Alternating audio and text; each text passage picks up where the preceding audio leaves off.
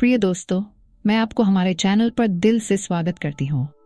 आज का हमारा वीडियो एक खास कहानी पर आधारित है जो न केवल आपको एक अनोखी यात्रा पर ले जाएगी बल्कि जीवन के महत्वपूर्ण सबक भी सिखाएगी। कहानियाँ सिर्फ मनोरंजन का जरिया नहीं होती बल्कि वे हमें सिखाती हैं कि जीवन में कैसे सही फैसले लिए जाएं और किस तरह छोटी छोटी चीजें हमारे जीवन को बदल सकती हैं।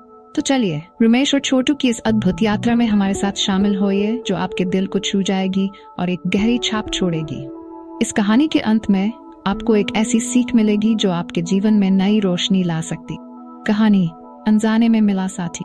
रमेश की दिलचस्प कहानी। रमेश हमेशा स्कूल की आखिरी घंटी बजते ही सबसे पहले क्लासरूम से बाहर भागता। वह उन लड़कों में से था जो ज्यादा देर तक एक जगह टिककर नहीं बैठ सकते। उसके मन में हमेशा रोमांच, खेल और स्कूल की चारदीवारी से बाहर की दुनिया की आजादी की बातें घूमती रहती। ये शुक्रवार भी कुछ अलग नहीं था। जैसे ही शिक्षक ने क्लास को छुट्टी दी, उसने अपना बैग उठाया और दरवाजे से बाहर दौड़ पड़ा।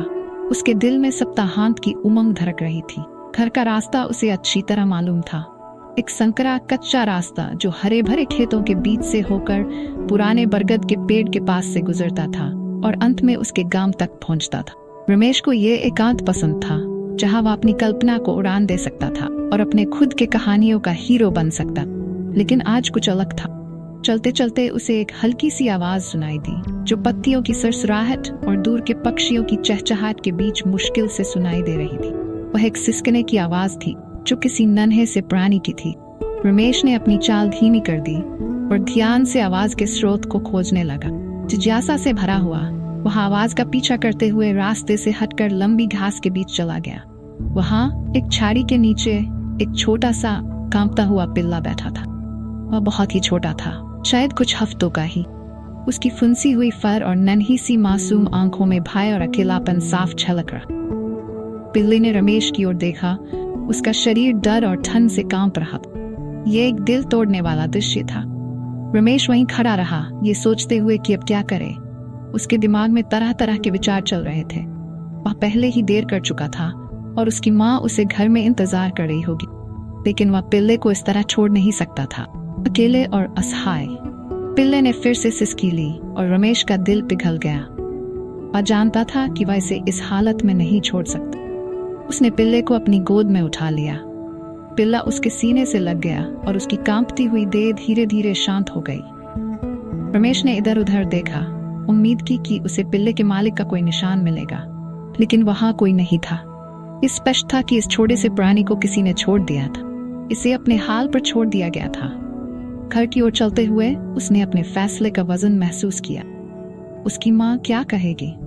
उनके पास पहले से ही एक कुत्ता था जो बूढ़ा और चिड़चिड़ा था, और फिर पिल्ले को खिलाने और उसकी देखभाल करने का सवाल भी था।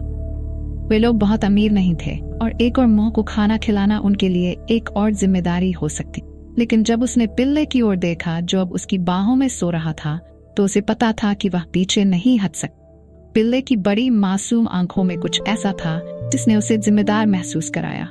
ऐसा लगा जैसे पिल्ले ने उसे चुन लिया हो और उसी पल उसने उसे सुरक्षित रखने का एक मूक वादा किया। जब वह आखिरकार अपने घर के दरवाजे पर पहुंचा तो उसने गहरी सांस ली। उसकी माँ की परिचित आवाज उसके कानों में गूंजी। वह रसोई में थी, शायद रात का खाना बना रही थी। लेकिन जैसे ही उसकी माँ ने उसे देखा, उन्होंने उसे देर से आने का कारण पूछा। रमेश ने पिल्ले को उनके सामने उठा लिया और सच्चाई बता दी। उसकी माँ का चेहरा नरम पड़ गया। उन्होंने पिल्ले को गोद में उठाकर ध्यान से देखा। यह कितना छोटा है, उन्होंने चिंता भरी आवाज में कहा, और यह भूखा लग रहा है। उन्होंने जल्दी ही पिल्ले के लिए दूध का एक कटोरा लाकर उसे पिला दिया। पिल्ला खुशी खुशी उसे पीने लगा। उसकी छोटी पूंछ तेजी से हिल रही थी। अगले कुछ दिनों में पिल्ला जल्दी ही उनके परिवार का हिस्सा बन गया। रमेश और उसके दोस्तों ने उसका नाम छोटू रखा। हालांकि शुरू में उनके पुराने कुत्ते ने थोड़ा विरोध किया, लेकिन छोटू की खेल भावना ने पुराने कुत्ते में भी नई जान डाल दी थी। दोनों कुत्ते अब आंगन में साथ खेलते। पुराना कुत्ता छोटू को जीवन के तरीके सिखाता, जबकि छोटू की युवा उमंग बूढ़े कुत्ते को सक्रिय और व्यस्त रख। एक दिन जब रमेश आंगन में बैठकर उन्हें खेलते हुए देख रहा था, उसकी माँ उसके पास आई और उसके बगल में बैठ गई। वह दोनों कुत्तों को देखकर मुस्कुरा रही थी। जानते हो रमेश, उन्होंने धीरे से कहा, कभी कभी जो चीजें हम योजना नहीं बनाते वही सबसे महत्वपूर्ण बन जाती हैं। तुमने छोटू को बिना सोचे समझे घर ले आए, लेकिन देखो उसने हम सबको कितना खुश कर दिया। यहाँ तक कि हमारे पुराने कुत्ते में भी नई जान आ गई है। रमेश ने सिर हिलाया। उसकी माँ की बातें उसके मन में गहराई तक उतर गई थी। छोटू को घर लाना एक जोखिम था, लेकिन उसने उनके जीवन में नई खुशी और अर्थ लाया था। यह सब अनियोजित था और यही उसे खास बनाता था। सूरज धीरे धीरे डूब रहा था। गांव में सोने की किरणें बिखेर रहा था। रमेश के दिल में एक गहरी संतुष्टि का एहसास हो रहा था। कहानी का समापन।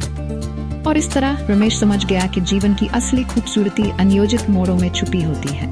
वह जान गया कि दूसरों की मदद करने में, भले ही वह छोटा सा कार्य क्यों न हो, एक गहरी संतुष्टि मिलती है जो हमारे जीवन को नई दिशा दे सकती है। रमेश की इस यात्रा ने हमें सिखाया कि जीवन में सबसे बड़ा इनाम अक्सर वे होते हैं जिनकी हम योजना नहीं बनाते। जब हम अनपेक्षित को गले लगाते हैं और अपने दिल की सुनते हैं, तो हम केवल अपने बल्कि दूसरों के जीवन में भी खुशियां ला सकते हैं।